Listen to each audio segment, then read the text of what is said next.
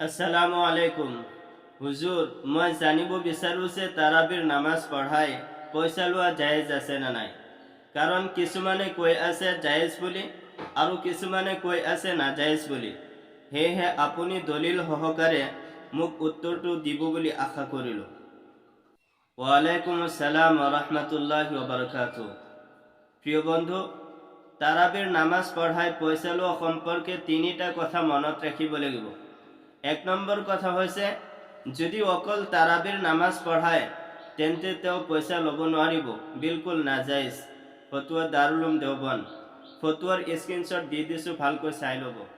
দুই নম্বৰ কথা হৈছে, ৱক্তিয়া নামাজৰ লগত যদি ইমাম চাহাবে তাৰাবিৰ নামাজ পঢ়ায় তেন্তে পইচা লোৱা জায়েজ।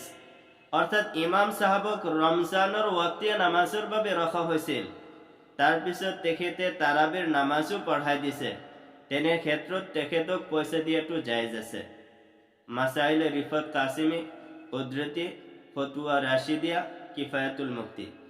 ৩ নম্বৰ কথা হৈছে, কেৱলমাত্ৰ যদি তাৰাবিৰ নামাজৰ বাবে ইমাম সাহেব ৰখা হয় আৰু তেখেতক যদি পইচা দিয়া হয় তেনেহ'লে এইটো বিলকুল নাজাইজ।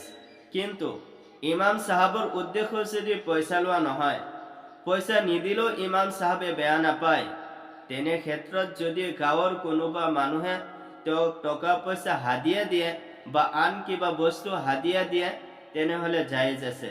ফতুৱা তাকি উছমানী।